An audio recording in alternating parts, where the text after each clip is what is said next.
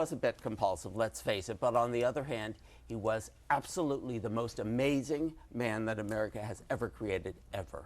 Okay, I have got to interrupt you right now. Sorry. Richard Hack, thank you very much. We appreciate the book is called Hughes. We want to go live right now and show you a picture of the World Trade Center where I understand, do we have it? No, we do not. We have a breaking story, though. We're going to come back with that in just a moment. First, this is Today on NBC.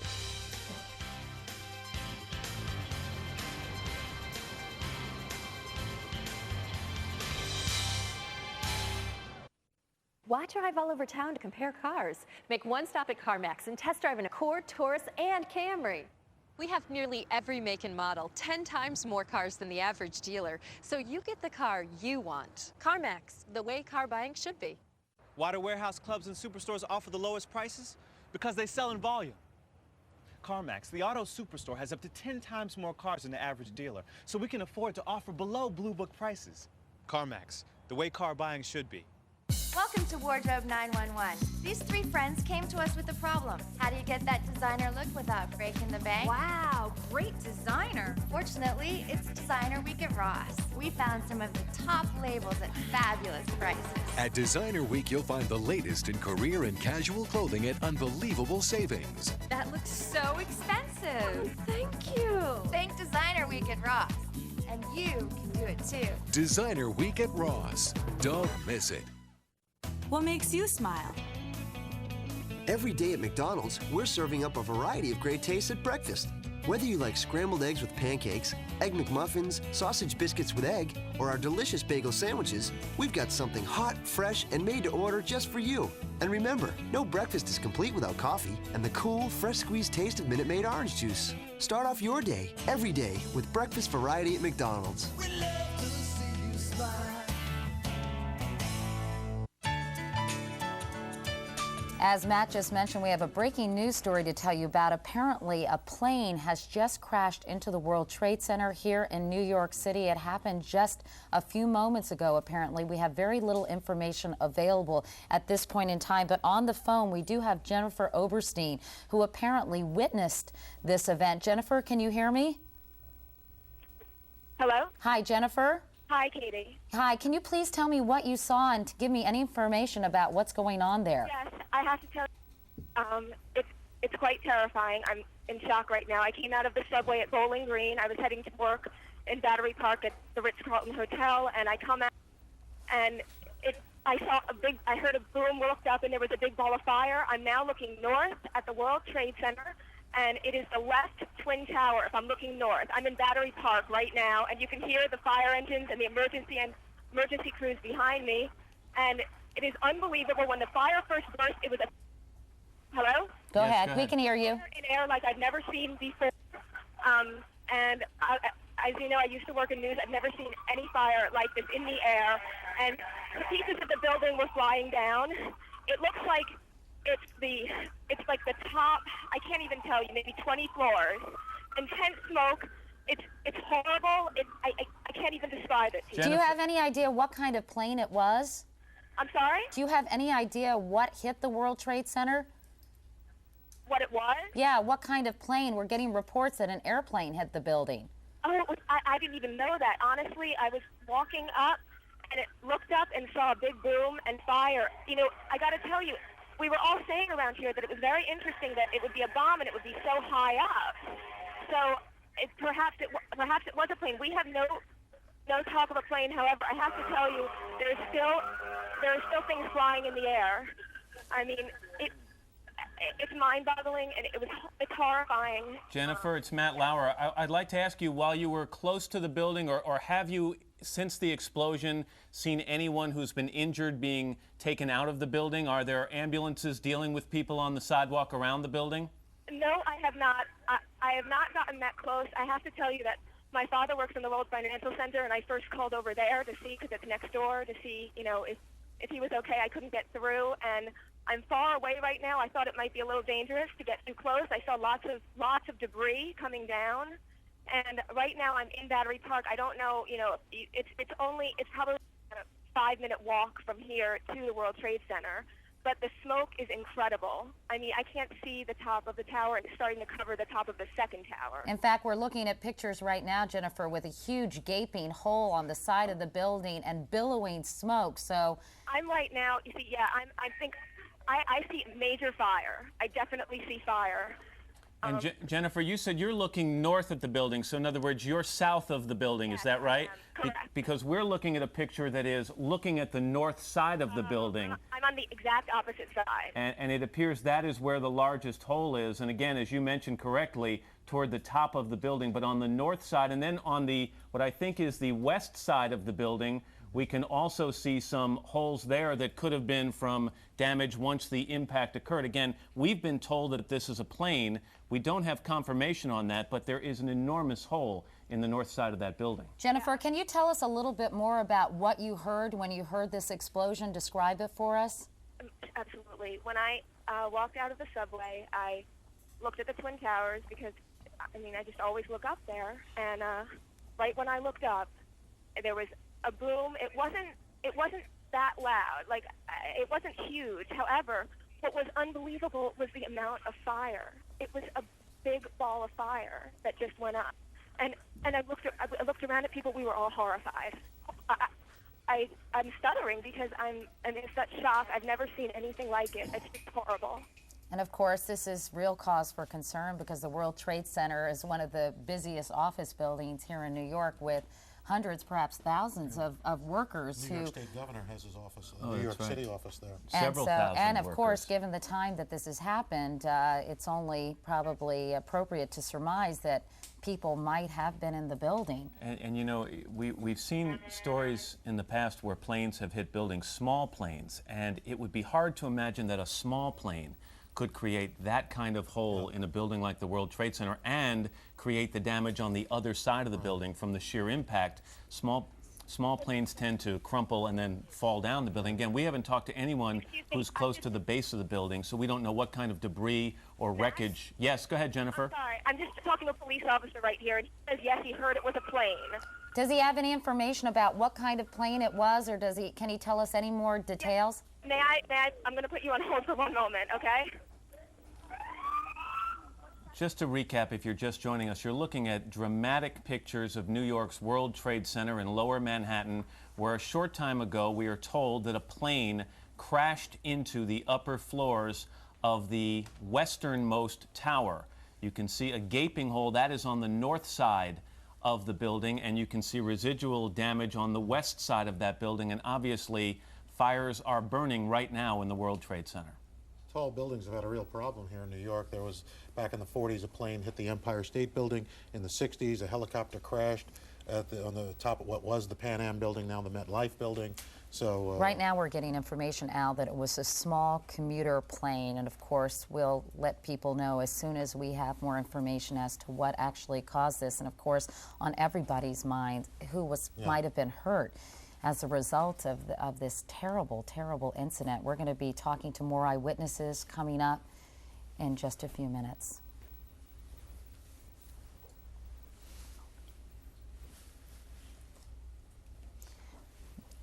We are back at 9 o'clock Eastern Time on this Tuesday morning, and we're back with dramatic pictures of an accident that has happened just a short time ago.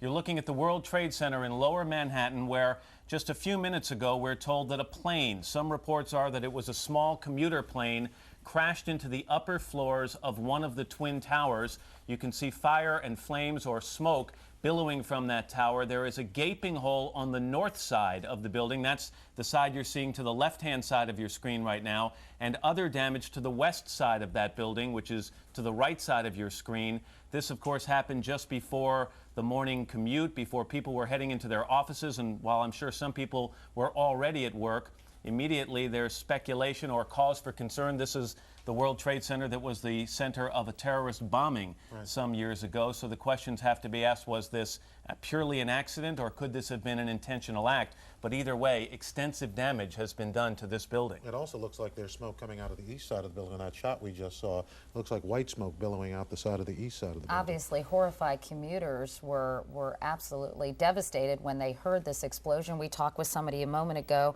about that, Jennifer Oberstein, and also another eyewitness, Elliot Walker, who is actually a producer here on the Today Show. Elliot, can you hear me? Yes, hi Katie. Hi Elliot, tell me where you are and what you saw. Well, I live in this area. I've returned to my apartment, but I was walking down the sidewalk delivering my young daughter to school, and we heard a very loud sound, the kind of sound you hear when a plane is going fast past you, followed by an enormous crash and an immediate explosion. I don't think we could feel shock waves, but we sort of felt like we did. And we were in a position where we could see the Trade Center almost immediately between the other buildings. And an enormous fireball that must have been 300 feet across was visible immediately. A secondary explosion, I think, and then plumes of smoke. There must have been a 3-block cloud of white smoke. Now, from where I was on the street a moment ago, you can in fact see smoke leaving the building on 3 sides. It seems to be coming out on at least 4 or 5 floors. The air is filled with hundreds of thousands of pieces of paper that are just sort of floating like confetti. The area is swarmed with emergency vehicles and sirens. Obviously, we're very sensitive to this kind of thing in this neighborhood. Elliot, have you, of course, because of the incident that occurred in the early 1990s, have you seen any evidence, Elliot, of people being taken out of the building? You say that emergency vehicles are there, understandably so, but of course the major concern is human loss. I mean, do you know if there were many people in the building? Another one just hit. Something else just hit. A very large plane just flew directly over my building, and there's been another collision. Can you see it? I can see it on the shot. Oh my! Something else has You know what? We just saw like a plane circling the building. We just saw a plane circling the building a second ago on the shot right before that. I think there may have been another impact. Can you tell? I just heard another very loud bang, and a very large plane that might have been a DC-9 or a 747 just flew past my window, and I think it may have hit the Trade Center again. To be honest, Elliot, I didn't get the impression that it was that big a plane. It looks big from here. I did see a plane go by a second ago, though, and it has now impacted the building. I'm trying to see if it's the different tower. I think it may have been. I believe the first one was World Trade Center 1, and it looks, from what I'm seeing on the television, like it may have been the second building that was hit. This is a piece of tape, and we may actually see another plane enter the picture here in a second. I wonder if there are air traffic control problems. Let's go back to Jennifer Oberstein, who was talking to a second ago. Jennifer, did you see this happen? Hello? Did you just see this happen, Jennifer? Matt, I've never seen any. It looks like a movie. I saw a large plane, like a jet, going immediately headed directly into the World Trade Center. It just flew into it, into the other tower, coming from south to north. I watched the plane fly into the World Trade Center. It was a jet. It was a very large plane. It was going fast. It went past the Ritz-Carlton Hotel that's being built in Battery Park. It flew right past it, almost hit it, and then went in. This is so shocking, of course, to everybody watching. I've never seen anything like it. It literally flew itself into World Trade Center. Obviously now we move from what appears to there it is right there.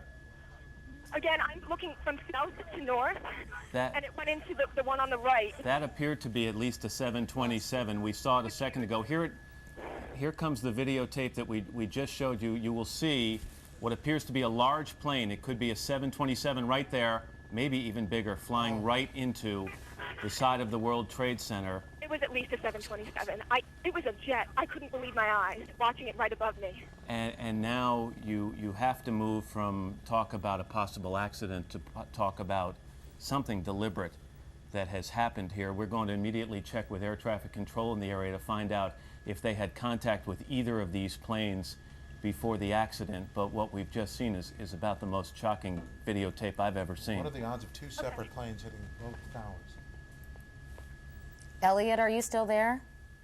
Hello? Elliot? Yes, I'm still here, Katie. So, Elliot, what can you see right now from your perspective? I don't face in that direction. I can't see anything personally. It is completely impossible to understand why this is happening and to figure out what in the world is going on.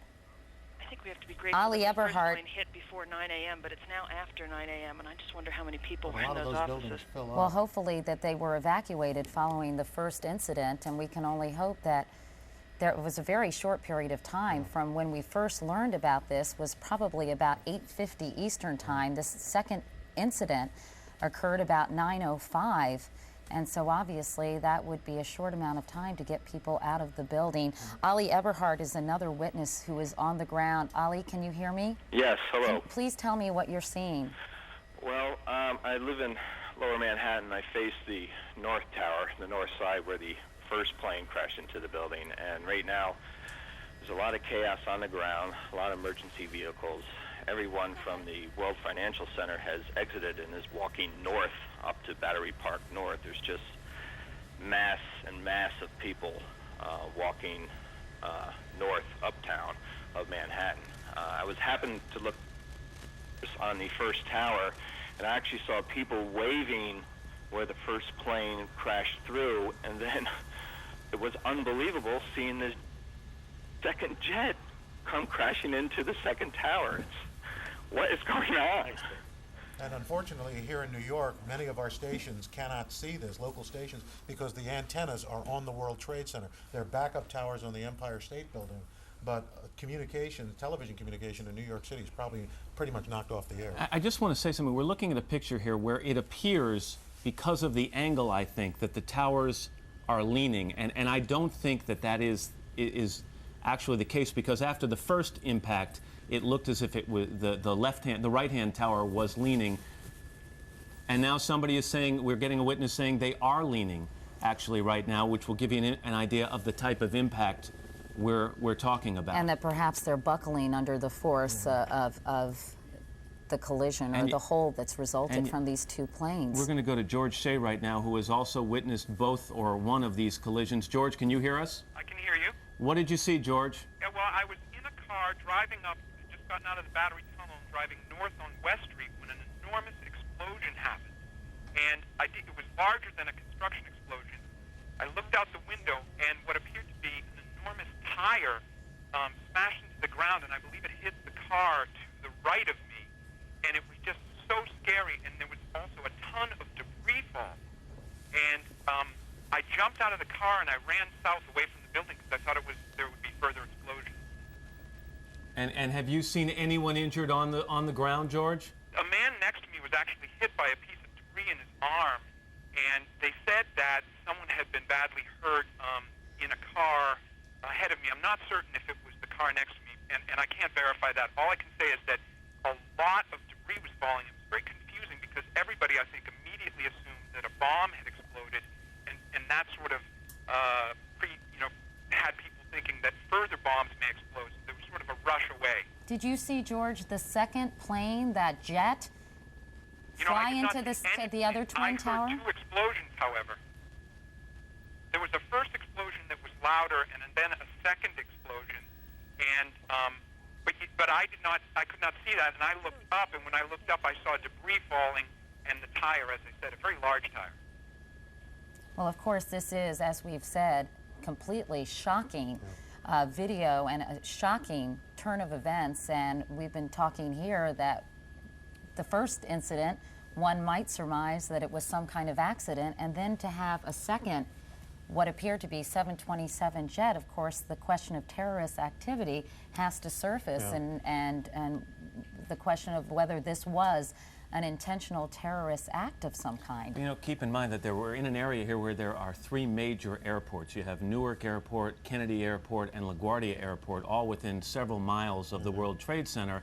You know, it's very unusual for a plane to get into this area without being completely tracked or identified by air traffic control. So you would have to imagine that, A, if this plane were headed right for the World Trade Center, there must have been someone trying to talk or communicate with that pilot, and for it to fly right into the side of the building. Well, the smaller plane you can understand almost, but a jumbo jet, a large jet, completely.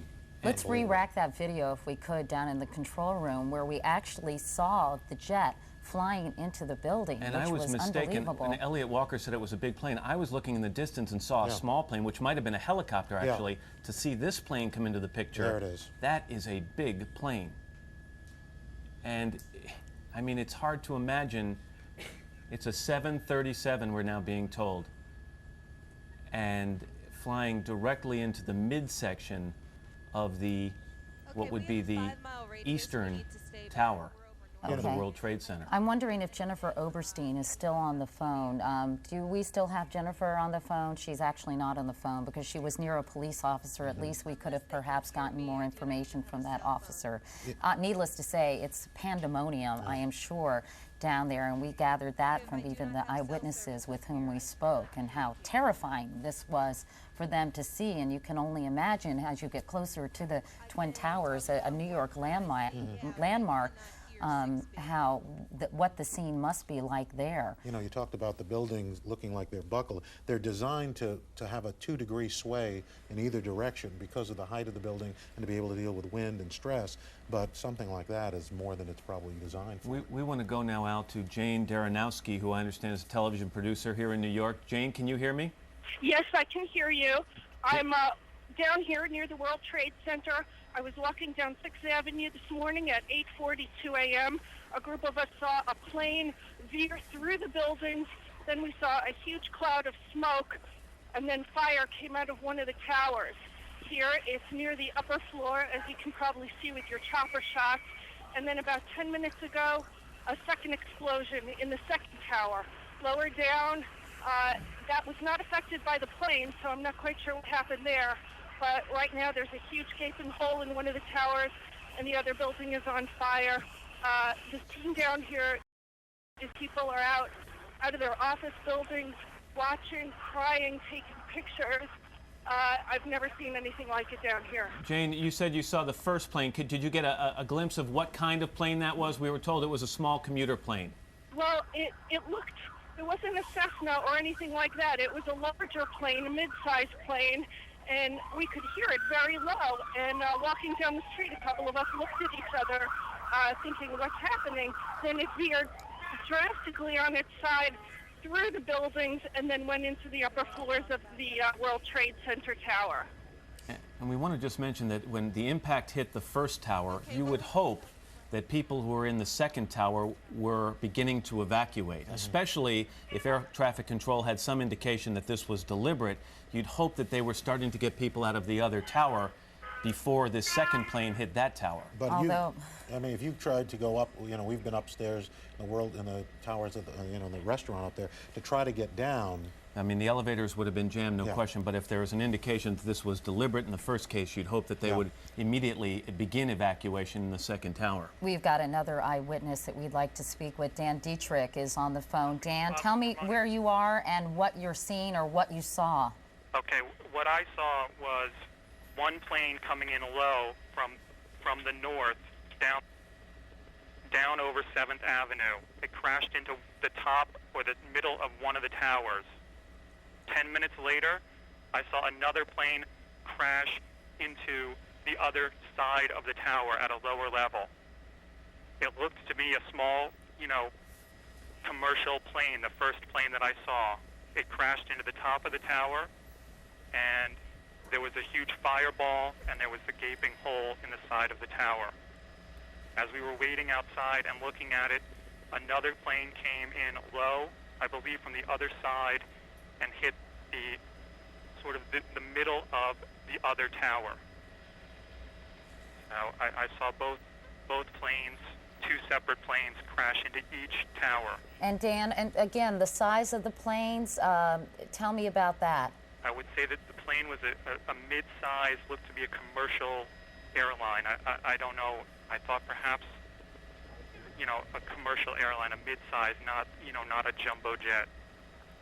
This, of course, is unconfirmed, but we are getting information from an employee of United Airlines. And again, we want to emphasize this is unconfirmed, but there is speculation that an American Airlines plane was hijacked and crashed on purpose into the World Trade Center, and that the second plane was another plane, perhaps hijacked, was then flown in to the second tower. Dan, tell me about people on the ground. Are you at a vantage point where you can see what's happening on the ground? I'm farther up in the West Village. I'm not on the ground near the base of the towers. Where were you when it actually happened? I was walking down 7th Avenue south at about Charles Street, which is about 15 or 20 blocks north of the towers.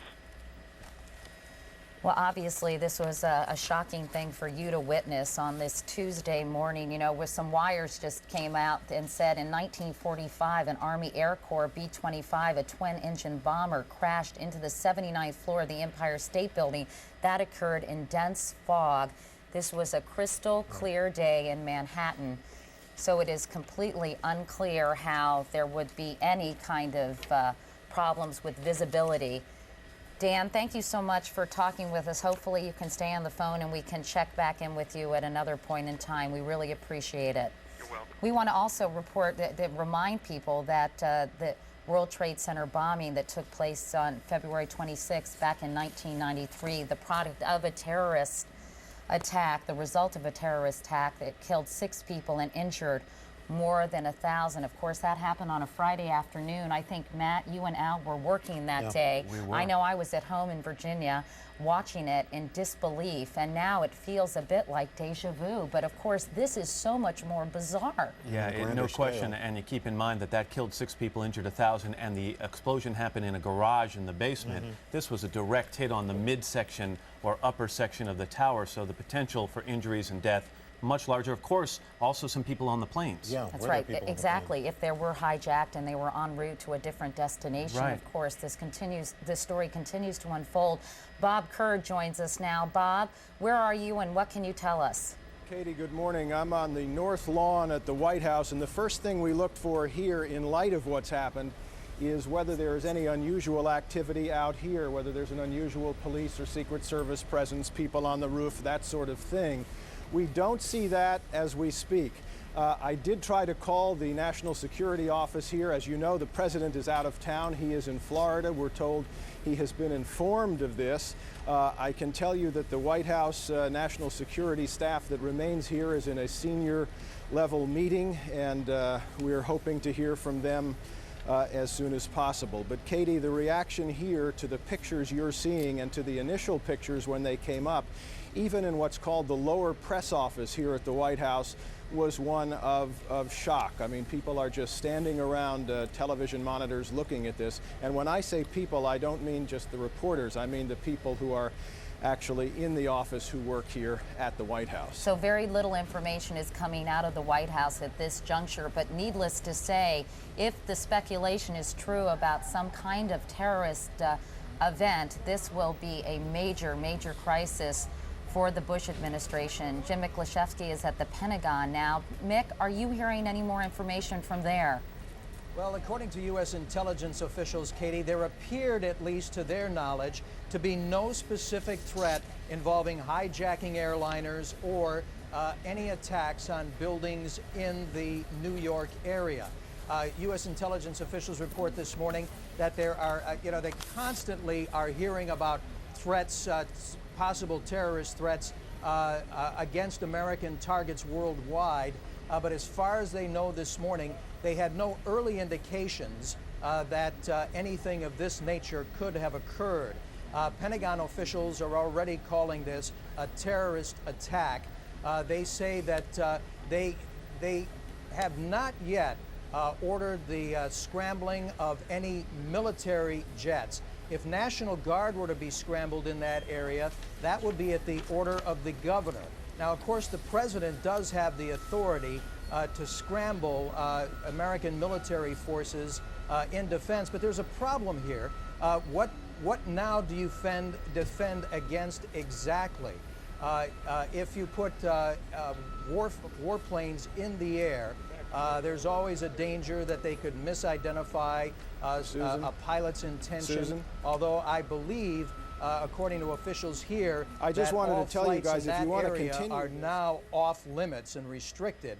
But so far, the U.S. military and Pentagon officials are scrambling to get as much information as they possibly can to determine what course of action, if any, the U.S. military would take. But Mick, they are describing this as a terrorist attack right now. There are some officials here in the Pentagon who are calling this an obvious terrorist attack based on very preliminary information. The information that intelligence officials are getting in terms of a possible hijacked plane, and of course the very horrifying video of the plane veering into the tower itself. is a clear indication to everyone here that this is not an accident. All right, Jim Miklashevsky, thanks. And of course, the coordination that took place to have two planes hit the towers within 18 minutes of one another. Let's go back to the White House now. Bob Kerr is still standing by there. Bob, what can you tell us? Well, Matt, it was interesting to listen to Jim Miklashevsky there from the Pentagon. Of course, the president has the authority to scramble military forces, and this is a case, obviously, in which retaliation, if indeed it proves to be a terrorist incident, will be contemplated. But the usual course of events is it's an investigation. You know, unless someone steps forward, claims responsibility, the White House and other arms of the U.S. government will say, we have to determine who is responsible for this attack, try to pinpoint it, and then the U.S. usually says someone is going to be made to pay. But that is a big if we can determine exactly the origin of this terrorist attack. And so there are some implications to that. Let's go back to Jim Miklashevsky. Bob, thank you, at the Pentagon. Mick, you have more information? Well, Katie, Bob's exactly right, but what the primary concern right now is protecting the American public in the New York area right now against any possible further attacks by the air. They have no indications there will be, but there is some concern that since this appeared to be such a highly coordinated attack, that there may be other terrorist attacks that could be planned either in New York or elsewhere. This is absolutely the worst case scenario for the counter-terrorist planners because apparently, according to intelligence officials, there were no firm indications prior to this that anything like this could have happened. But in terms of scrambling the U.S. military, it would be for protection for the time being and not necessarily even thinking right now about any kind of retaliation. All right, David Gregory is now on the phone from Longboat Sarasota, Key, yeah, actually, where he's following the president. That's right. David? Yes, Katie, the president is about to begin an education event, which is obviously being canceled. The event will go forward insofar as the president, we expect momentarily, will come out and make a statement about this. He was made aware en route from his hotel to this school here in Sarasota where he was going to talk about education. He'll make a statement, then we're told by White House officials that he will quickly depart for Washington.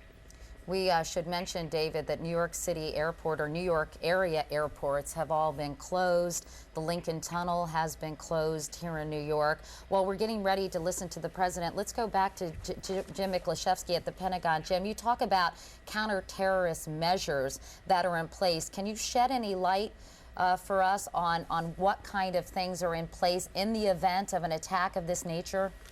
Well, Katie, it's very difficult for the U.S. military to respond to this kind of thing right now because it's unclear exactly who's behind it and if there are any other potential attacks or incidents like this, because this has obviously not been officially declared a terrorist attack.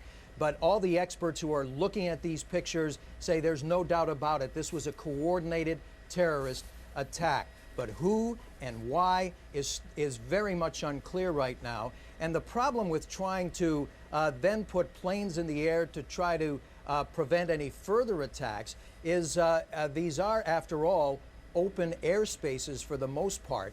And it's difficult for the U.S. military to simply scramble jets and put them in the air. And then, according to officials here, then do what? This area, of course, according to officials here, is obviously going to be declared off limits in terms of any air traffic. But right now, officials here at the Pentagon are simply scrambling to find out first what happened and what potential reaction the U.S. military could provide in terms of protection. Possible further protection against any further potential attacks. And Mick, it's important to note that if these planes were hijacked, if they were carrying passengers, there isn't much that military officials could have done. You can't shoot down a plane like that for risk of the people on board, plus for the injuries you could cause on the ground in a place like Manhattan. Go ahead. That's exactly right. And the president, as we said earlier, does in fact have the authority to scramble the military to put them up in some kind of force protection mode. The governor has the Air National Guard at his disposal. He can do that. But again, officials are pretty much wondering exactly what to do in terms of protection and how. Again, to the terrorist officials, this is absolutely the worst case scenario because there right now seems to be not much they can do in terms of the aftermath. Mick, obviously, yeah, we're scrambling for information here. I would just want to read this Reuters wire that says 2 planes crashed into the towers of the World Trade Center on Tuesday morning, causing huge explosions and killing at least 6 people. CNBC TV said there were at least 1,000 injured. Both towers of the Lower Manhattan landmark, where thousands of people work, were the scenes of a bombing in 1993. The FBI told the Associated Press that it was, quote, foul play and not an accident. A person who answered the phone, that was reported by ABC, a person who answered the phone on the trading floor at interdealer broker Cantor Fitzgerald, located near the top of the World Trade Center, said, "We're blanking dying," when asked what was happening, and hung up. There was screaming and yelling in the background, and a follow-up call was not answered. Nick Fulton, an eyewitness, said just before the first explosion, he saw a plane fly over his apartment in the Soho district of Lower Manhattan. Jamie Gangel is on the telephone, our national correspondent, with more information. Jamie, what can you tell us? Katie, I've just spoken to top U.S. officials with the access to latest intelligence, and they said, quote, that this was clearly terrorist-related, no question about it. They said that they couldn't give any further details now, not because they didn't want to share it, but because they just don't know yet. They're at the earliest stages. So do they know, Jamie, if a plane was in fact hijacked? They would not answer that, and I think that it's because I think that they just are getting the earliest details and they're afraid of putting out misinformation. But they said, you know, that it was clearly terrorist-related. All right, Jamie, thanks. We're looking again, if you're just joining us, as both towers of the World Trade Center in New York City, where 2 planes have crashed into the towers, one shortly before 9 o'clock Eastern Time, one shortly after 9 o'clock Eastern Time. And as you can see, the tower on the left was hit just above the midsection point. They're both 110 floors high, 1,300 feet above the ground. The tower on the right was hit more, probably 2/3 to 3/4 of the way up the tower, but you can see fires burning in both towers. We actually saw a videotape we watched the second tape, or the second plane hit the building. You'll watch it enter from the right portion of the screen and then make contact with the left-hand tower in what is shocking video. And here it comes right there. And you can see the impact on one side of the building and the residual damage coming out of another side of the building. And one can only imagine that that one occurred shortly after 9 o'clock in the morning. How many people were in the building at the time of the impact? And it's a large plane. We're told it was either a 737. Some reports that the first plane was a 757. Some kind of Airbus. That was what the United worker told us. That apparently that it was an American Airlines plane that had been hijacked from Boston to Los Angeles, but we're just getting initial reports of that. And again, we must tell you that we're trying to get as much information, but it is trickling in at a very slow pace. So all of this is unconfirmed, and of course speculation of a terrorist attack is unconfirmed, although that is what some Pentagon officials are saying. Let's go to President Bush right now. Unfortunately, we'll be going back to Washington after my remarks. Secretary of Rod Page and Lieutenant Governor will take the podium and discuss education. I do want to thank the folks here at Booker Elementary School for their hospitality. Today, we've had a national tragedy. 2 airplanes have crashed into the World Trade Center in an apparent terrorist attack on our country. I have spoken to the Vice President, to the Governor of New York, to the Director of the FBI, and have ordered that the full resources of the federal government go to help the victims and their families, and to conduct a full-scale investigation to hunt down and to find those folks who committed this act. Terrorism against our nation will not stand. And now, if you join me in a moment of silence.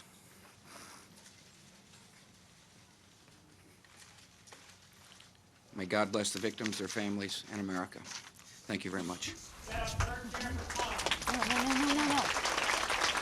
That, of course, was President Bush, who is in Florida, in Longboat Key. He was speaking at an elementary school. He had planned to be talking about literacy.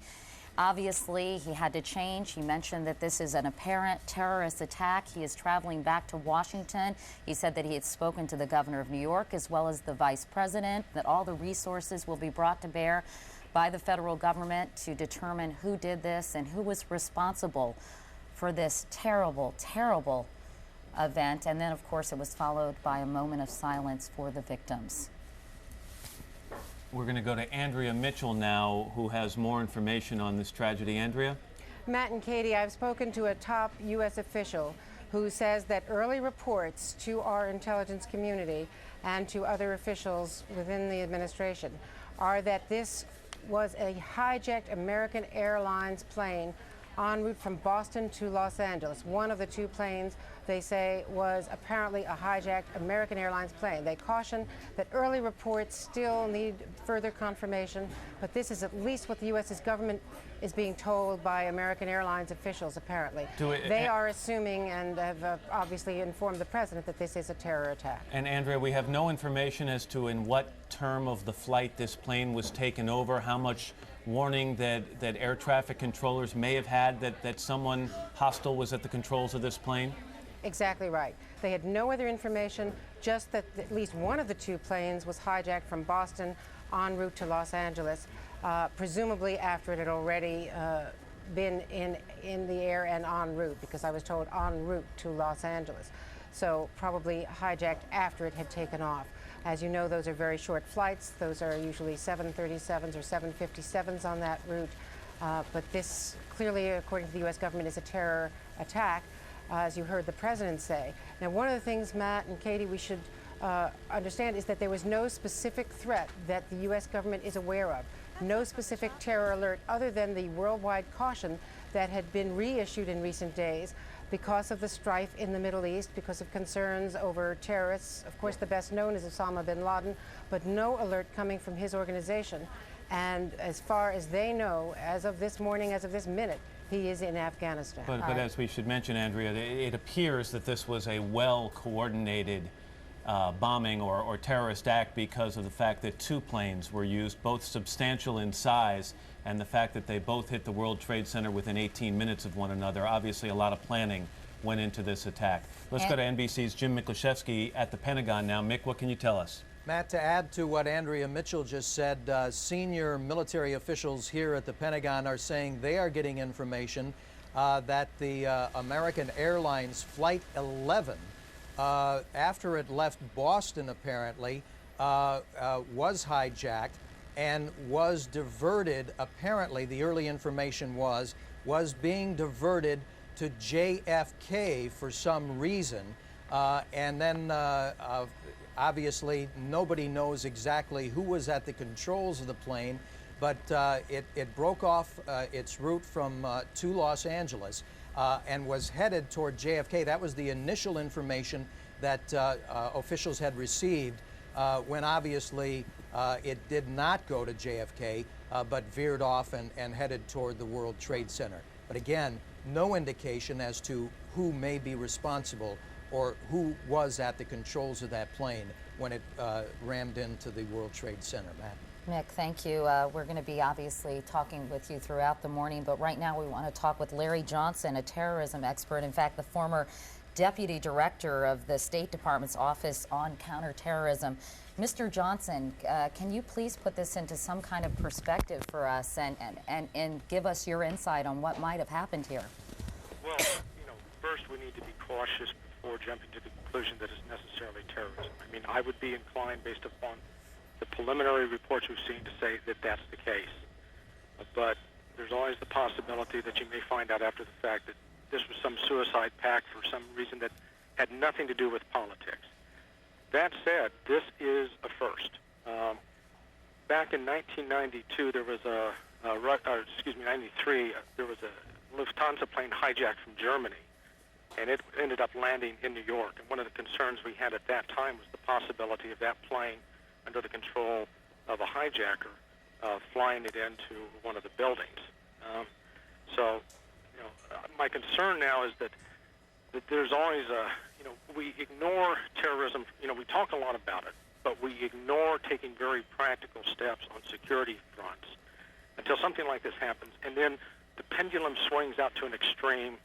The next thing you hear people talking about putting surface-to-air missiles on top of buildings to prevent this kind of thing. This is a very rare event. It's unlikely to be repeated, but, and I think President Bush put his finger on it, we have to find who did this, and any country, any nation in the world that is in any way involved and responsible, if it turns out to be terrorism, will require a response from the United States, and the United States has got to be willing to pay that price. Mr. Johnson, obviously we were completely stunned when about 25 minutes after the first explosion, or after the first plane crashed into one of the Twin Towers, another very large plane did the same thing. Right. And we've been talking with our correspondents all morning about sort of if another incident could happen on the heels of these two. What kind of measures are in place to prepare for something else that could conceivably happen? Well, I think one of the steps is already being taken. I was at National Airport getting ready to fly to LaGuardia when this occurred. They have shut down air traffic going in and out of the cities. Now, apart from shutting down the air traffic, you're talking about an enormous disruption economically for the nation right now with the air traffic not going in, and people are they're gonna err on the side of caution. I think across the board, you're going to look at the major hubs in the United States where there are large buildings: Chicago, Atlanta, Los Angeles, and there are going to be extra measures taken. One possibility is you could start putting up air cover and require that planes stay within a particular area and do not approach any closer. And if they approach, you would go to the extremes of having the U.S. Air Force intercept. Larry, I wanted to ask you, all morning that correspondents have also been saying, particularly Bob Kerr and Jim Miklashevsky, that there was and Andrea Mitchell, no warning attached to this event. Right. Generally speaking, do we get some kind of, do U.S. officials, government agencies get some kind of warning from a particular group, or is this pretty, fairly typical in terms of an event happening without any foreshadowing? No, Katie, this unfortunately is typical. It's only in the movies that you get the advanced warnings. You look at every major terrorist incident against the United States, whether you're talking Pan Am 103, the World Trade Center, the USS Cole bombing, the bombing in Dhahran, Saudi Arabia. Okay. Rarely do you get an advance notice. Larry, I'm sorry to interrupt you, but Jim Miklashevsky has some new information at the Pentagon. I hope you'll stand by and continue to talk with us. Mick? Katie, I don't want to alarm anybody right now, but apparently it felt just a few moments ago like there was an explosion of some kind here at the Pentagon. We're on the E-ring of the Pentagon. We have a window that faces out toward the Potomac, toward the Kennedy Center. We haven't been able to see or hear anything after the initial blast. I just stepped out in the hallway. Security guards were herding people out of the building, and I saw just a moment ago as I looked outside, a number of construction workers who have been working here have taken flight. They're running as far away from the building as they can right now. I hear no sirens going off in the building. I see no smoke, but the building shook for just a couple of seconds. The windows rattled, and security personnel are doing what they can momentarily to clear this part of the building. Again, I have no idea whether it was part of the construction work, whether it was an accident, or what is going on. We're going to try to find those details and get them to you as soon as possible.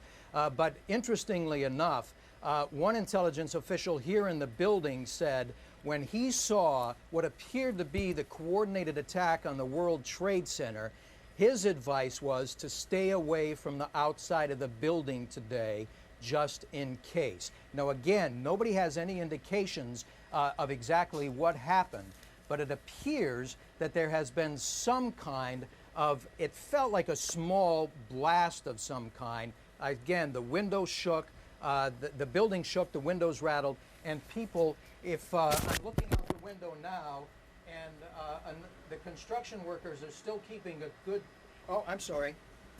the construction workers are still keeping a distance. That's all I can see. And I see no other extracurricular security activity right outside. But to get more information, I'm going to have to break away and walk down the hallway and see what it is exactly that happened here just a few moments ago. Mick, see what you can find out. Please be careful and let us know what's going on there. Meanwhile, we're going to go back to David Gregory, who is in Longboat Key, Florida, where President Bush was earlier this morning for an event on literacy. He was going to a school to talk with kids. David, what can you tell us? A little bit more about how all of this unfolded and what the president is going to do next. The president declared this an apparent terrorist act. He offered a prayer for the families, promised to hunt down, in his words, the people responsible for this. He will now travel back to Washington, and aides are telling us now that he will immediately convene a national security meeting to see what steps are taken next. David, I'm sorry to interrupt you, but we're looking at live pictures of the Pentagon where there is billowing smoke. Jim Miklashevsky just reported that he heard an explosion, and right now we're looking at an aerial view of the Pentagon. Mick, can you talk to us? Officially, nobody knows exactly what happened. I think the picture is pretty clear. According to one U.S. Army officer who went running past me at a full trot, he said that it appears that a bomb was detonated at the heliport. The heliport is a helicopter landing area right next to the Pentagon, just adjacent to the E-ring. The offices nearest the heliport area are U.S. Army, Reserve officers, and the Army Reserve our offices are located there. But as you can see, it appears to be a pretty significant blast. To give you some perspective, we are almost on the opposite side of the building, the world's largest office building. And as I reported to you, we could feel the building shake and the windows rattle. And as I was in the hallway just a few moments ago, I could smell an acrid kind of smoke, the kind of almost what you'd smell when a fluorescent light goes bad, that kind of ballast smell. And authorities are clearing the building. I don't know if you can hear the sirens outside right now, but it appears that in what I think people here in the building are already describing as a highly sophisticated, coordinated attack, not only against the World Trade Center, but against the Pentagon and U.S. military right here in Washington. Tell me again, I worked at the Pentagon as well, and it is a huge building. I mean, it's miles and miles of offices. At what location did this seem to have detonated? It's at the heliport. The heliport, which is as you sit in the Pentagon, you have the Potomac River and Washington, D.C. on one side, and the heliport is located almost exactly on the opposite side of the building, along one of the highways. Easily accessible, even though that they've increased security here significantly at the Pentagon within the past couple of years. That area... You, Mick, that we are hearing, again, unconfirmed reports that this was the result of a plane crashing in the area as well. I have no idea, Katie. All I know is that people who were in the building who came running from that part of the building thought it was a bomb of some kind. According to Chris Brown, my colleague who just came in, it appears that whatever it was, and perhaps it was a plane, Katie, if those are the initial reports, crashed into, or the damage is on the roof of the building at the heliport side of the Pentagon, which is just opposite of the Potomac River, as I just said.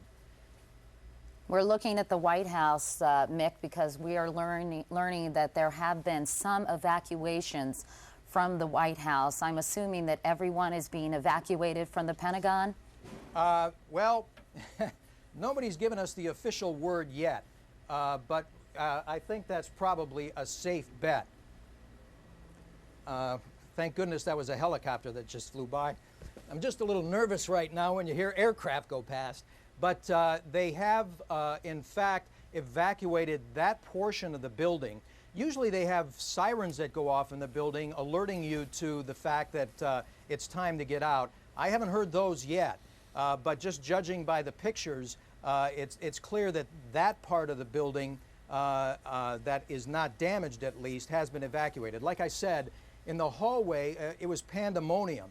People were rushing from their offices, rushing outside. And you're in your office at the Pentagon right now, Mick, reporting to us? I am in the office, but I'm at the opposite side of where this crash occurred. All right, why don't you see if you can gather some more information. Please, again, be careful, Mick, and we're going to go to Matt, who's going to be talking with Jamie Gangel. All right, yeah. Katie, thank you very much. I'm joined by Tom Brokaw, and we'll try and recap what's been going on all morning here on the East Coast and in Washington, D.C. in just a few moments.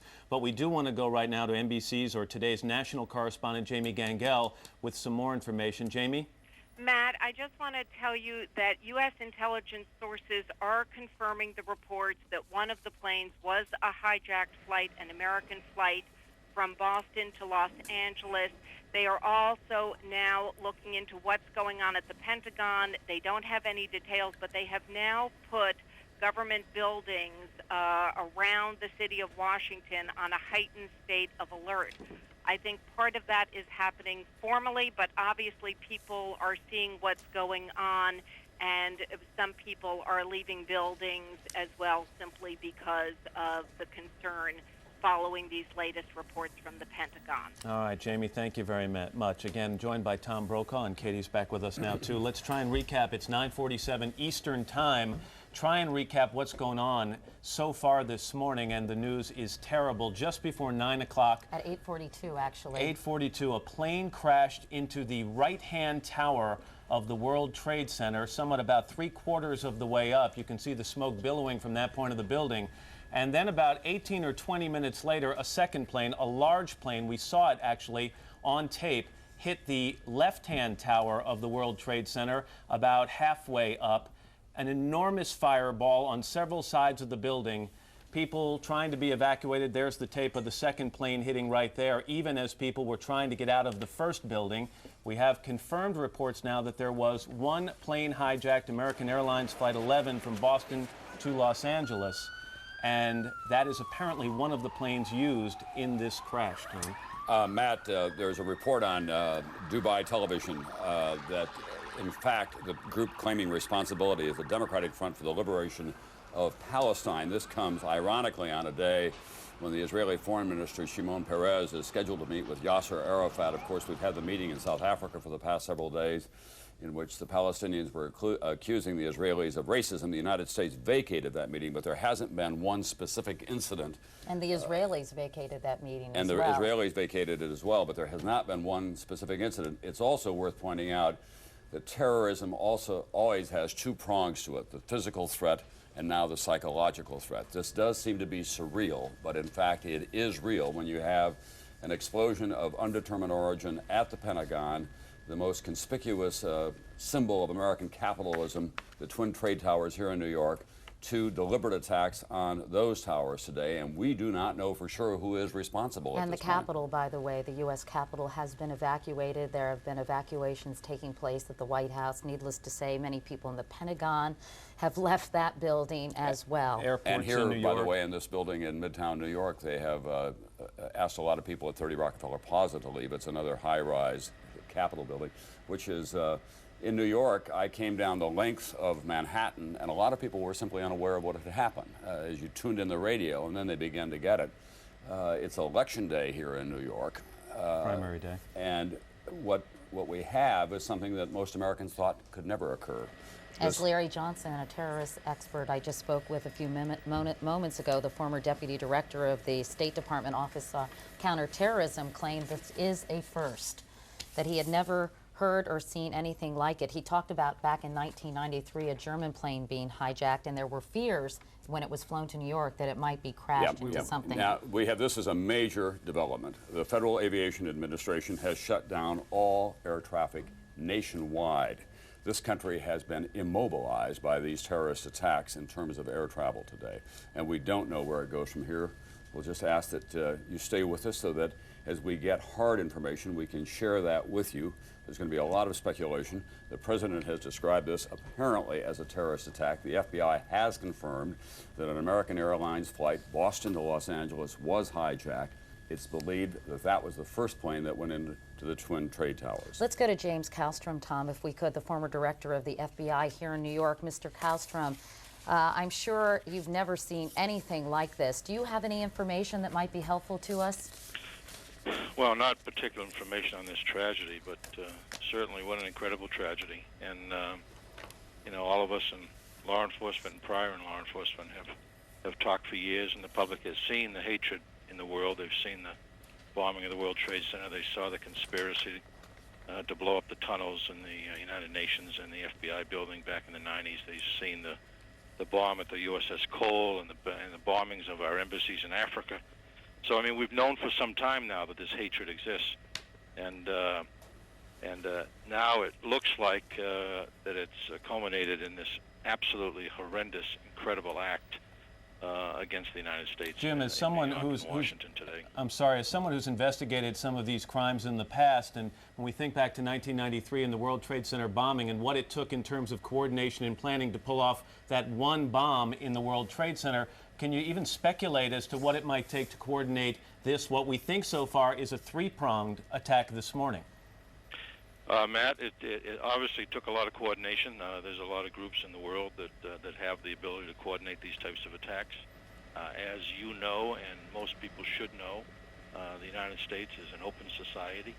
I mean, we've talked for years about the downside of having our borders basically open, and any given day people fly into our airports undocumented and turned into the population. They're not certainly all terrorism.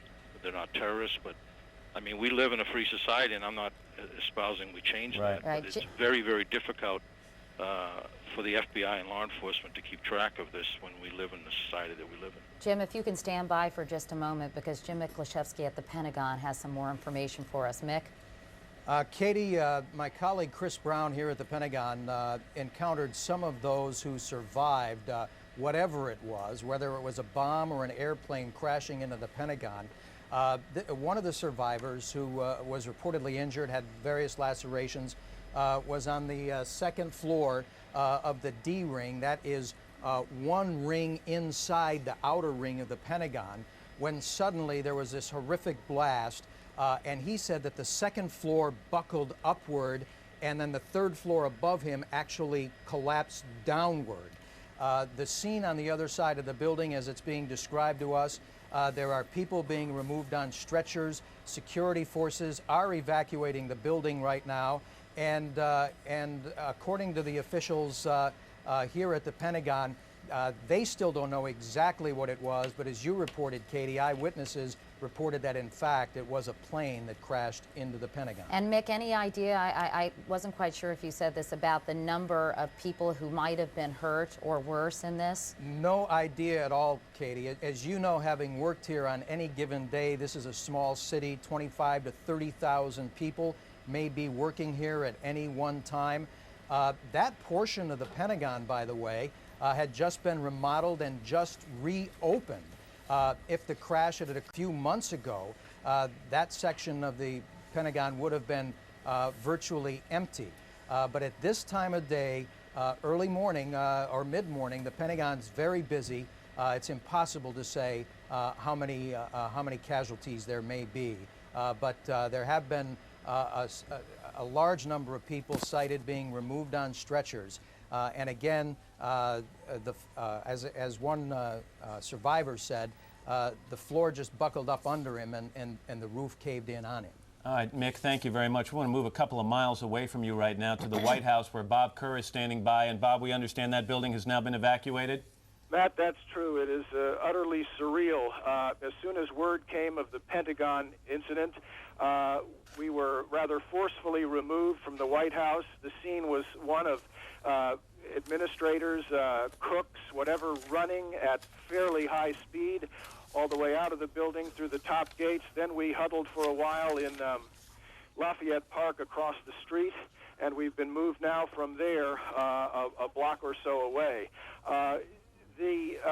The offices along Jackson Place, which are across the street from the White House and adjacent to Lafayette Park, also have been evacuated. And in the most surreal of this morning's scenes here at the White House, a white plane, a very big jet, was flying an unusual pattern near the White House over Lafayette Park very slowly. It made one one circle, and then we have not seen it since. There was a lot of concern about what that plane might be, but again, it's only speculation, but most people say that since flights have been cleared from U.S. airspace and it was a totally white plane, looked unusual to all of us, that it was a government plane of some kind. We should point out that we're looking at pictures, Bob, as you speak, of the World Trade Center because all of the camera crews have been evacuated from the White House as well. When do you expect President Bush to arrive there, Bob? Well, Katie, he's coming back directly, and you figure it's about a 2-hour flight, so you can do the math.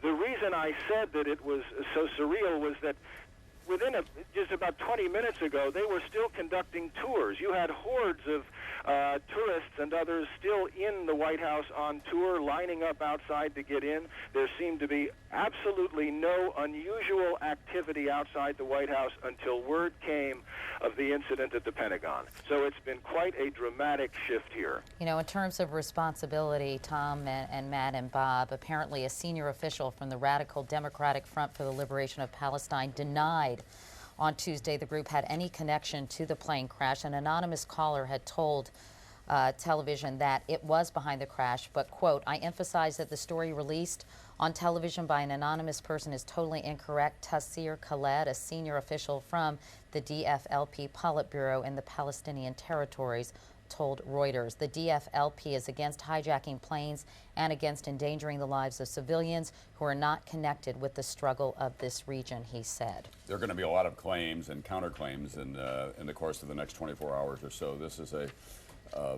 task for investigators of extraordinary magnitude to try to determine who did this and how they got away with it. You think about an American Airlines flight that was on its way from Boston to Los Angeles, was hijacked in midair. They're now citing transmissions from the plane, so they have hard evidence of that, and then brought down here and made to fly into the Twin Trade Towers. Did one of the hijackers get control? Did they shoot the pilot? It boggles the mind beyond our ability to figure out what was going on. You talk about transmissions. I was just curious, have you had any evidence of what was said during those They're just saying they're citing transmission to know that the plane had been hijacked. That's all that they're saying about it at this point. We also ought to remind everyone, once again, this is an exceptional development. The FAA has banned all takeoffs at all airports across America. This country, in terms of air travel, has been immobilized. A good portion of the nation's capital, the most powerful center in the world, has been immobilized as well as a result of these terrorist attacks. And that's attacks. a very haunting description that Bob Kerr just gave of that low-flying aircraft near the White House, and one can only wonder if that was something that ultimately ended up in the Pentagon. We just saw a live picture of what seemed to be a portion of the building falling away from the World Trade Center. If we can re-rack that to about 20 seconds ago, you'll see something dramatic happening, and I don't know whether it's another explosion or a portion of the building falling away, but something major just happened at that building. Here we go to the tape. We have the tape. And watch what happens in the left-hand tower. I don't know if this is the correct tape. There, something there is about to happen, falling away right there.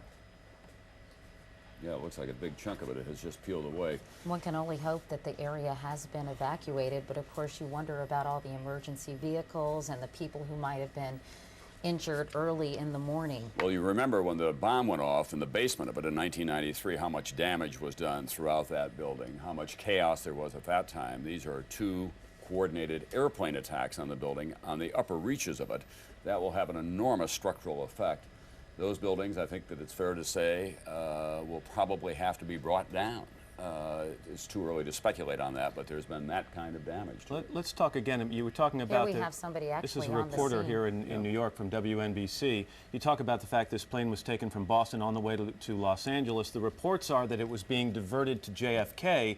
And just for people who aren't familiar with the geography of this area, the southern tip of Manhattan would be very much near the flight, the landing pattern for JFK Airport. It could have been easy for a hijacker to pretend that he was taking that plane to JFK and veer off at the last minute. Yeah, I heard one eyewitness say that over Washington Square, which is in the lower reaches of Manhattan, he saw a plane go over at about 1,000 feet, apparently the American Airlines flight, and then do what he described as a sharp right turn right toward the World Trade Center. He then lost sight of it. And one eyewitness here in this AP report says he was getting off a PATH train to the World Trade Center and saw bodies falling out of the building. As he approached it, police told him to get out of the building immediately. He ran outside and watched people jump out of the first building, and then there was a second explosion. This footage we're seeing right now shows that the damage is so severe. I mean, we had seen what seemed to be two fairly self-contained impact craters before, and now it appears something much more dramatic has happened to at least one of those towers. These pictures are beyond belief. We have a report that the second plane may have flown out of Newark, New Jersey. This is an official who was speaking on the condition of anonymity. Again, there is no confirmation of that. We just know that there were two planes that went in. The first one apparently was an American Airlines flight that was from Boston to Los Angeles. We're now seeing it from the harbor view of this continuing damage and destruction to the World Trade Center. Incidentally, Tom, I just want to interrupt you for 2 seconds because apparently Jamie Gangel has some more information for us. Jamie? Spoken again to U.S. officials with access to the highest intelligence, and they are now confirming that it does appear that at the Pentagon it was a plane. Again, they are saying they believe now a third plane was involved at the Pentagon. And of course, this has been the nightmare, Katie, for national security officials for a long time. We talk about nuclear bombs and those kinds of exchanges or invasions, but everyone has been terribly worried about the suitcase-sized bomb of some kind or an airplane or an attack on our subways in the large cities. And this, obviously, no one had anticipated. 3 airplanes that were deliberately aimed at critical targets in America. We can only hope that it's over for today, but officials are taking no chances on all of that. They're evacuating all critical buildings because, as Mr. Johnson said earlier, this is an open society. James Kallstrom from the FBI also pointing out that almost anyone can come in here. They have access to so many instruments that can be used as instruments of attack and terrorism, and that certainly has been the case today. Let's go to our State Department correspondent, Andrea Mitchell. Andrea, what can you tell us?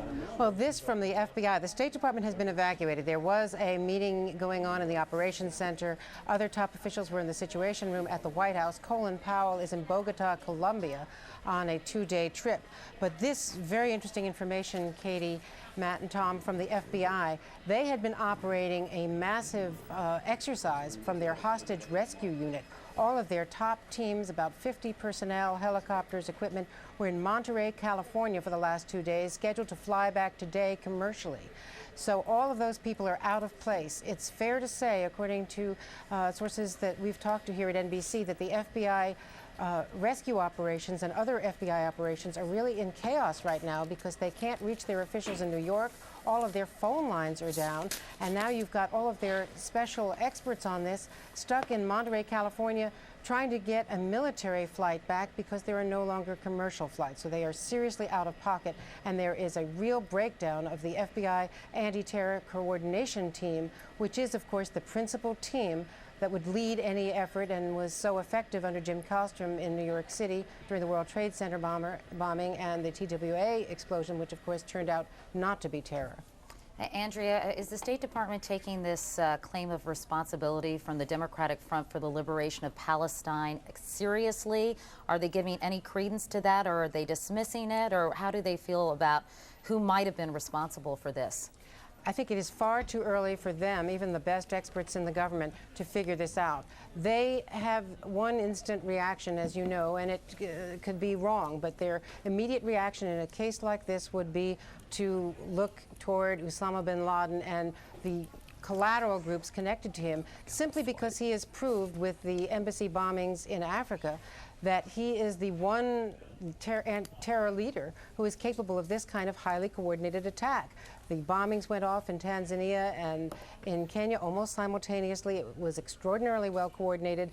They proved their case to a jury effectively and have managed to develop a great deal of information from sources from, in fact, turning some former members of his network. Andrea? So they believe, Tom, that he is the most likely person, but it's far too early to say anything. We want to tell you that American Airlines has confirmed that one of its flights, American Airlines Flight number 11 from Boston's Logan Airport, scheduled to go to LAX. It left at 8 a.m. this morning. 45 minutes later, it was diverted into the World Trade Center. It was the airline that was involved. We can only assume on a popular flight like that it probably had a capacity load of passengers and crew on board. There was a hijacking. That was the first plane that was involved. We don't know about the second plane yet, nor do we know the origins of a third plane that deliberately flew itself into the Pentagon this morning near the heliport.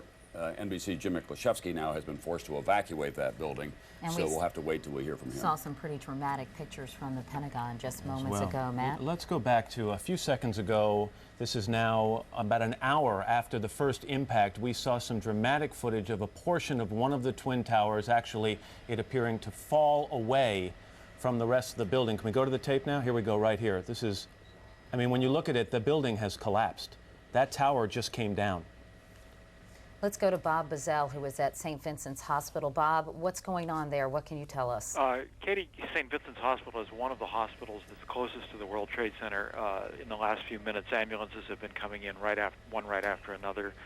Most of the people they're bringing in have second and third degree burns, very serious burn victims. They say the smoke inhalation people will probably be the most serious, but they're not even close to getting to them yet. There's a triage operation that's going on in the area. Ambulances are being dispatched to every hospital in New York City. The entire staff of this hospital has come in from wherever they are, and it's true at hospitals across New York City. They're standing there. As soon as an ambulance pulls in, dozens of medical workers rush up to it. But it's a carnage that's just beginning. Everybody here, the emergency service workers I spoke to who have been down into the World Trade Center site, say this is just the tip of the iceberg. There's going to be massive amounts of casualties. Bob, what are they telling you about people? Were there many people inside the building, or is it just too early to tell where the people were? Well, there were certainly, probably hundreds, even thousands of people in the building, even though it was before 9 o'clock and the start of the usual work period, because it's just such a large area. So the number of casualties is just enormous, and they're just beginning to sort it out and just starting to get to the first few that they can get to. But the ambulances are just coming in. They're lined up. Every ambulance in New York City has been summoned. They're standing in a queue. They go in as soon as they can get a victim and bring them up here right away. Bob, we're also looking at the lower end of Manhattan now as a result of the collapse of one World Trade Center. That whole financial district is now engulfed in smoke and debris, and there probably is going to be a lot more smoke inhalation problems as a result of what's going on. Almost certainly, Tom. I was actually standing and saw that collapse, and everybody here just gasped, and even the medical workers and the ambulance attendants, when they saw that, the people who are used to tragedy, grabbed each other and hugged each other, and some started to cry. And of course, one wonders about the triage unit. Exactly, we're close to the base of that building trying to evacuate people. And when a building of that size falls, it does not fall in its own footprint. No, absolutely. I'm several blocks north of there, so I don't know what that area looks like, but one can only imagine. Well, the consequences go on, not just to the World Trade Center and to the poor people who were trapped and caught there, but of course that is the heart of the world financial markets, which have now been shut down effectively as well. So the ripple effect continues this morning as we all try to adjust psychologically and intellectually to what we are witnessing here. It is difficult to comprehend, but this country, the strongest country in the world, has been the target of a major coordinated terrorist attack, and the end is not over yet, even if it's confined to just these three targets.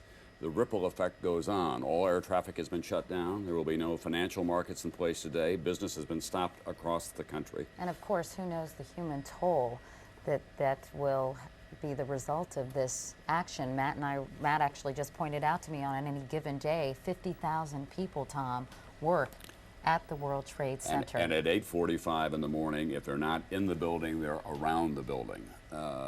That's a beehive of activity down there. There is no more active area in terms of pedestrian traffic. I hate to keep going back to the collapse of that tower, but if you consider that this plane hit at mid-structure, and that would have probably taken out the electrical in the building where elevators wouldn't work and people struggling to get some way out of that tower, and it takes a long time to come down over 100 stories, and to think about the possible loss of life that just occurred by the collapse of that southeastern tower is just amazing. Minna Kathuria is with the Today Show, and she apparently saw the collapse of one of those towers. Minna? Yes, hi, Matt.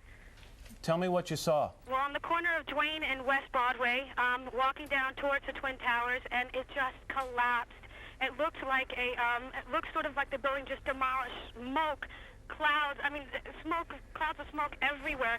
People running towards me. I was going towards the Twin Towers. People were going away from the away from the towers, and it was just people running like I've never seen a scene like it. Have you, from where you were, Minna, did you see many of the injured being treated? Is there any indication as the type of perimeter that the EMS people were dealing with? No, I hadn't gotten that close yet. They were sort of blocking off the street. Now what they're doing is totally clearing out the area. And more emergency officials are coming in to help. Can you just give me an idea of the reaction of people down there, Minna? Just pedestrians? That's everyone in tears. People who were. I met some woman who was in the building to the right of where the first thing happened, and just all crying, wondering if the people that they know in the buildings next door are okay. Jamie, Minna, thank you very much. Minna, take care of yourself. Jamie Gangel, our national correspondent, is on the phone now with some more information. Jamie? Katie, as you well know, buildings around town are being evacuated. The State Department has been evacuated. The White House has been evacuated. And the Pentagon has been evacuated. Intelligence officials tell me that they do believe at the Pentagon that was a third plane going down. They have had, the intelligence sources that I've talked to say that they have not received any claim of responsibility yet. Jamie, have you gotten any information from Reagan National Airport as to air traffic in the area this morning, or anybody who might have somehow traced this plane or figured out from where it came or where it was going? They still do not have any of those details yet. It is almost impossible. They were confused for a long time as to whether it's a bomb or a plane. They say now that it appears to be a plane, but they say that is all the information that they have. As you know, the FAA has shut down all aircraft now, and they are now going back and trying to sort that out. But they do not have any information on that yet. Do they know what type of plane it might have been? There is no, unfortunately, they just don't have that yet. All right, Jamie. Thank you very much, Jamie. We'll be talking with you. It goes without saying this is the most serious attack in the United States in more than 100 years. Not since the War of 1812, and certainly the damage that we did to ourselves during the Civil War has this country suffered this kind of damage within its interior. Obviously, Pearl Harbor, which triggered World War II, was a horrific event as well, but there has never been an event to match the magnitude of this one, in which everything has been shut down in terms of air traffic. The national capital has been immobilized. The White House, State Department, Pentagon has been attacked. The financial markets have been shut down. There's an untold loss of life here in Manhattan, the nerve center of America, to say nothing of what's going on at the Pentagon. When's the last time? I mean, this is a shot of New York City and downtown Manhattan that many people can't remember. It looks like a one tower. It looks like a movie, frankly, that this is unfolding, and it combines the horror of the TWA Flight 800 bombing and the Murrah Federal Building, because it's both of these incidents, of course, coming together in the most horrific way. By now, I would guess that everyone is up across all the time zones in America. It's 7:15 in the West, obviously, but for those of you who are just joining us at 8:45 Eastern Time, 8:42 Eastern Time today, an American Airlines flight, Flight 11 from Boston to LAX, was crashed into one of the World Trade Center buildings. 15 minutes later, another plane hit the other one. That building has now collapsed. Within an hour of those two attacks, the Pentagon was hit, now we're told, by a plane, an untold number of casualties there. President Bush has been on the air. He was in Florida at the time, saying apparently this was a terrorist attack. Everyone now believes that, carefully coordinated from the air. And the consequences of it, in terms of human loss and the effect on this country, are still to be determined.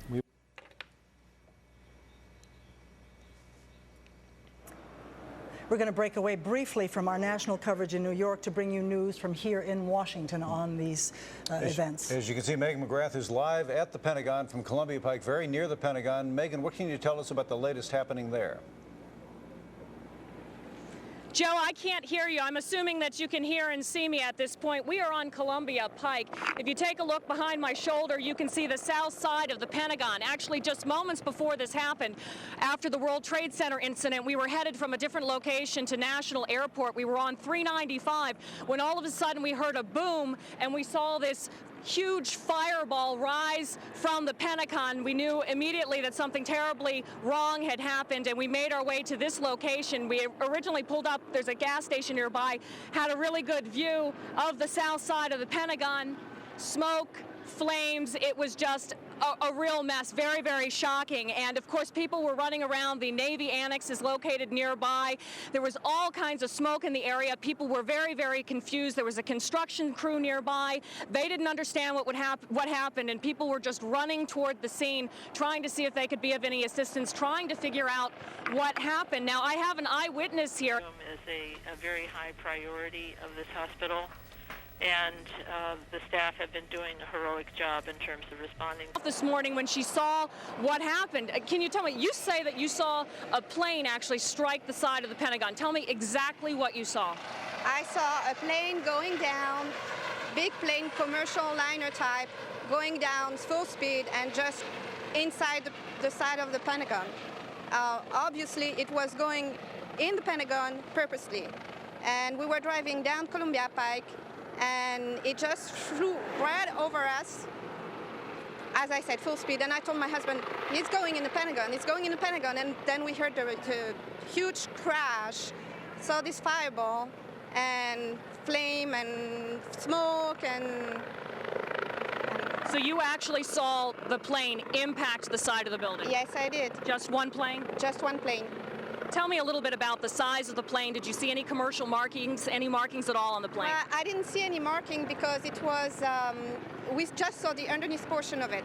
So, and it just, as I said, was going full speed. So we didn't have time really to see anything. Plus with the trees, you know, maybe if I could have looked at it longer, maybe I would have seen something. But with the trees there, the trees line, we didn't see any type of marking. But it was a big plane, maybe 737. My husband said 747, but I'm not positive. I don't know for sure. But it was big. Definitely the kind of plane you get on when you want to fly to LA or wherever. Now, we've been here probably about the same length of time as you have. I have heard a total of 3 booms, that initial boom, and then I heard 3 less large booms, but booms nonetheless. Have you heard the same thing? Yes, I did. Smaller explosions. Maybe it's inside the building, some gas lines exploding or something. I don't know. But we heard the other explosions. I don't see any other smoke anywhere, so I suppose it's from inside the building. Okay, Isabel James, thank you very much for joining us. So there is a certain amount of chaos. From what we can kind of gather from here, it looks like they have let everybody out of the Navy Annex. There are just a lot of people wandering in the parking lot, and as you can see over there, a lot of them sitting up on the ridge and just watching as emergency crews arrive on the scene and do their job. And of course, everybody is trying to piece together exactly what happened. I mean, this was very unexpected. I can just give our example. We were just driving by, just happened to be in the same location as the Pentagon, when all of a sudden there was this big boom. It was quite sudden, it was quite loud, there was a fireball. We couldn't actually see the Pentagon itself when the explosion occurred because we were up on the highway. We saw the cloud of smoke and the fireball rise above the freeway, and we knew what direction it was coming from. We knew it was in the vicinity of the Pentagon, and that's when we arrived here on the scene. Should say that as soon as we got here, there were flames again on the south side of the Pentagon, and a short time later, I would say, we heard, and these are approximate times, we heard roughly 10 minutes later a smaller explosion.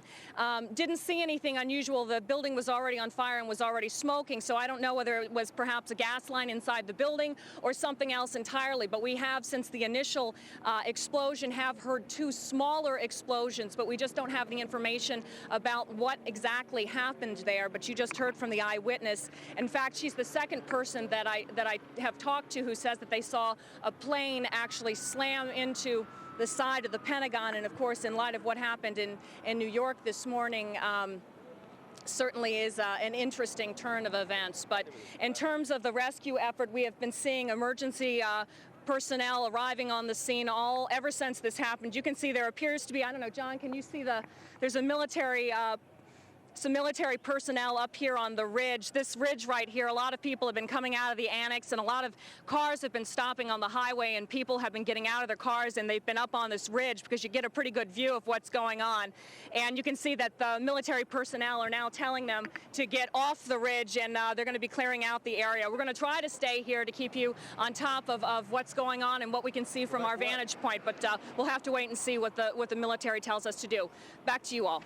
Okay, thanks very much, Megan. And I want to give you this Apparently, a portion of the Pentagon has collapsed, according to the Associated Press. Also, according to the Associated Press, this morning, there is a report that General Richard Myers, the vice chairman of the Joint Chiefs of Staff, said that prior to the crash into the Pentagon, military officials had been notified that another hijacked plane had been heading from New York area to Washington. He said he assumed that the hijacked plane from New York to Washington was the one that hit the Pentagon. But again, you can see a portion of the Pentagon there has collapsed in that very dramatic picture. Meanwhile, all government buildings in the District of Columbia, including the State Department and the White House, have been evacuated. As we've heard, all commercial traffic throughout the U.S. has been halted.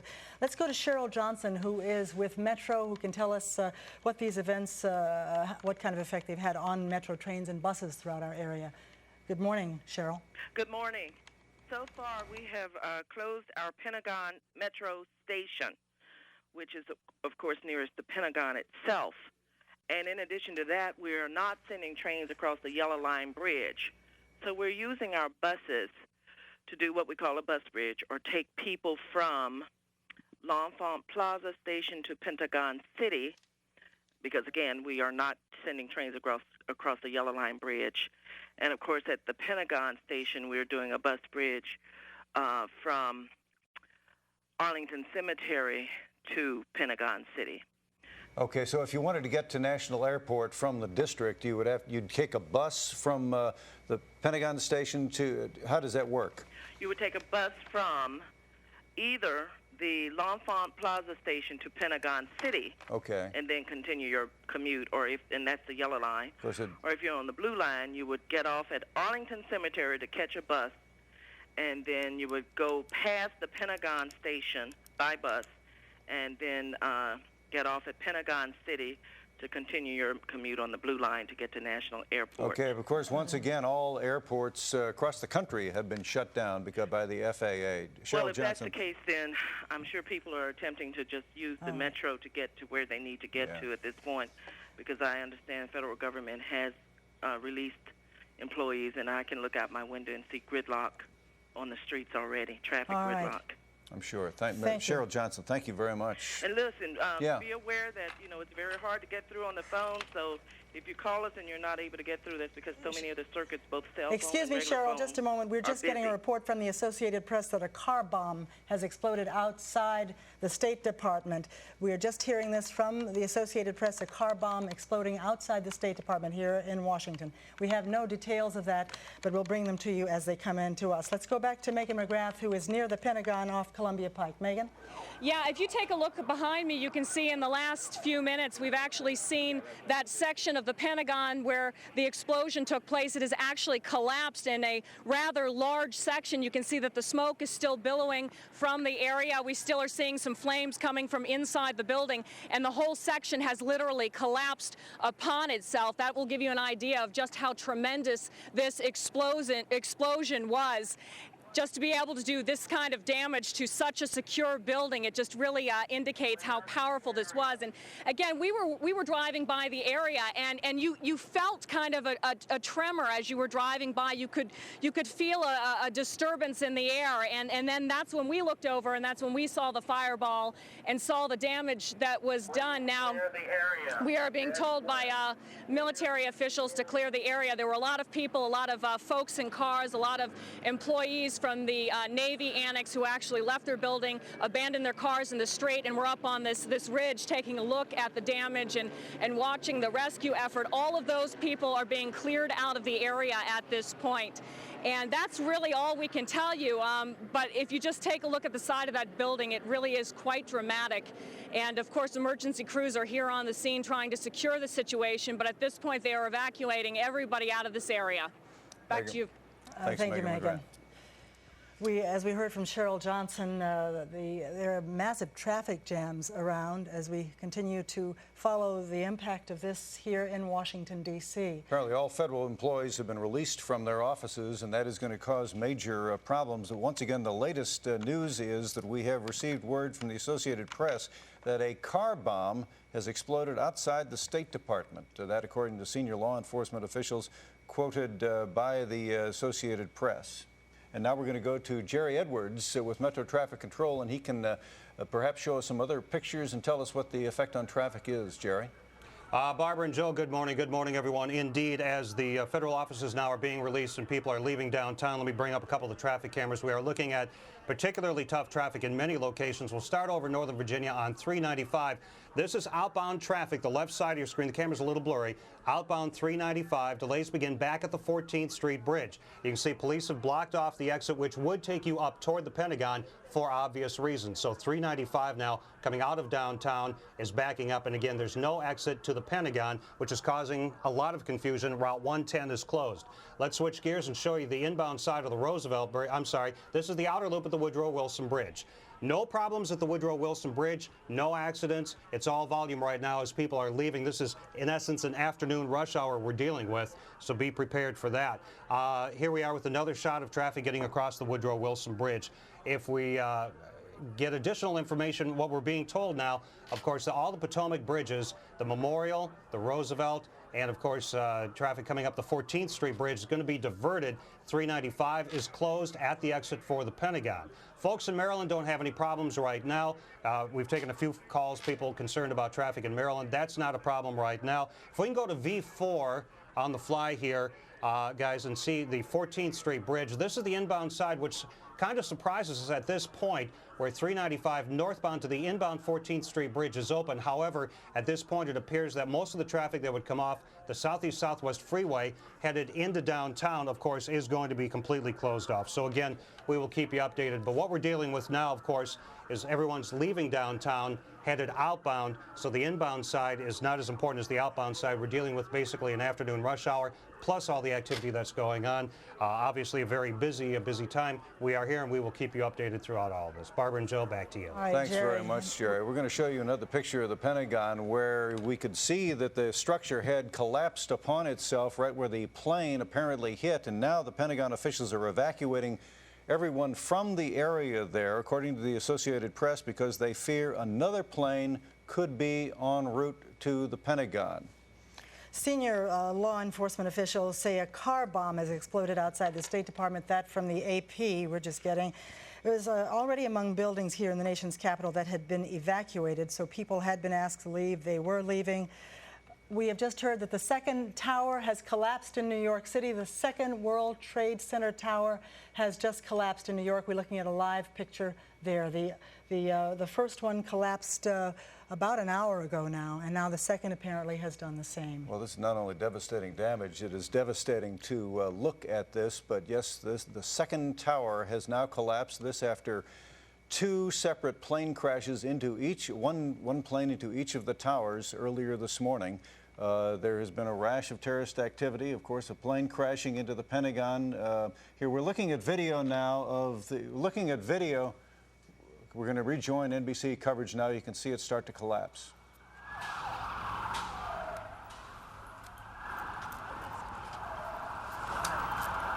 That's a videotape replay.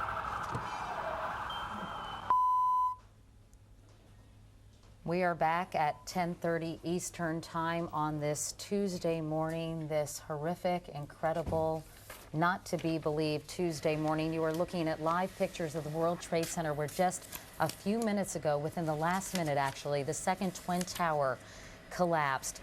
Just to recap, if you're just joining us, around 8:42 Eastern Time this morning here in New York City, a plane crashed into the right twin tower of the World Trade Center about 2/3 of the way up the building, leaving a huge gaping hole, a huge fire, and tons of billowing smoke. About 25 minutes later, a second jet, believed to be a 727 or a 737, some reports of a 757 even, then crashed in the second twin tower. The first plane, incidentally, was en route from Boston, Massachusetts to Los Angeles. Here's the video, I think, of the second plane striking the tower. That's right. We're not sure the origin of that plane, is my understanding. The first plane that caused that hole on the right-hand side in the other twin tower was from Boston to LAX to Los Angeles. It was Flight 11, American Airlines. We have confirmed that that plane was hijacked. What happened following the hijacking is unclear. We should note that about an hour after the first collision at the Pentagon, reportedly another plane crashed into the Pentagon, which is just outside Washington, D.C. in Northern Virginia. All air traffic has been stopped. Government buildings have been evacuated, as have other buildings across the country. The Sears Tower in Chicago was evacuated. You can imagine that other buildings in major cities and small cities around the country are probably being evacuated as well. There's an unconfirmed report of a car bomb at the State Department. We have not been able to pin that down. There is also, Jim Miklashevsky was told that there was an unconfirmed report of another air hijacking. We share this with you not in an attempt to in any way exacerbate what is already a terrible situation, but so much has come true today based on these early reports that we want you to have as much information as we can possibly get. At the Pentagon, all people outside were told to take cover just moments ago, but Jim Miklashevsky said the skies were clear. There was an unconfirmed report of another hijacking with a plane headed towards Washington. Again, we don't want to sound alarmist, but that is something that Mick heard while he was at the Pentagon. We also want to mention that the president is en route from Longboat Key, Florida, where he was there to visit an elementary school to talk about literacy. Obviously, clearly, his agenda has changed dramatically. He will convene a meeting of the National Security Council as soon as he gets home. Colin Powell is also on his way back from Lima, Peru. He was scheduled to be in Bogota, Colombia. And probably not at the White House. They'll probably take him to a safe location. There are a number of them, some in the hills of Virginia, as you know. And my guess is that Air Force One is in the unusual situation of having a fighter plane escort on its way back from Florida today. That's where we stand. Think about the loss of life that we could have seen this morning. If you think about the fact that when full, the World Trade Centers hold about 50,000 people, no telling how many people were at work before 9 o'clock this morning and then shortly after 9 o'clock in the other tower. But if you look at this picture here, Tom and Katie, at Lower Manhattan, it appears that terrorists have succeeded this time in doing what terrorists tried to do back in 1993. This is war. This is a declaration and an execution of an attack on the United States, two of our most conspicuous symbols of the American system of capitalism. The Pentagon, which of course is the headquarters of the most mighty military in the world, was attacked today as well. The White House has been evacuated. The State Department has been evacuated. Financial markets have been immobilized. All flights taking off after these attacks were grounded. International flights have been sent to Canada. It turns out it's transatlantic flights, only going to Canada now. So there has been great chaos visited upon this country, to say nothing, as you pointed out, Matt, so importantly, of the still untold loss of life, and it's going to be horrendous. We don't know yet what the exact numbers are, but we can only tell you by looking at those pictures that you can guess as well as that we can, that there are going to be a lot of people who are not going to be able to escape that. Back in 1993, when the bomb blew up in the basement of the World Trade Center, so many survivors talked about how long it took them, with no power in the elevators, to walk down the smoke-filled stairways. And you think about how many people were still trying to escape those buildings when first one and then the second tower collapsed. And of course, the triage unit that has been set up. Area hospitals are all receiving victims. And as Matt said, 50,000 capacity when everybody is in the building. But many people at 8:42 a.m. here in New York are at their desks, working in their offices. One man was reached by phone and was asked, what is happening there? And he said, we are blanking dying here. And there was screaming and yelling and pure chaos, understandably, going on in the background. There's a picture of Lower Manhattan, ladies and gentlemen, the most important city in the world in so many ways. and now it has been attacked by terrorists at the World Trade Center, and the damage is beyond our ability to tell you in great detail. Let me mention that, I was going to say, here's what the president said. He canceled an education appearance in Florida. Here's what he said just a short time ago. Ladies and gentlemen, this is a difficult moment for America. I, unfortunately, will be going back to Washington after my remarks. Secretary Rod Page and Lieutenant Governor will take the podium and discuss education. I do want to thank the folks here at Booker Elementary School for their hospitality. Today, we've had a national tragedy. 2 airplanes have crashed into the World Trade Center in an apparent terrorist attack on our country. I have spoken to the Vice President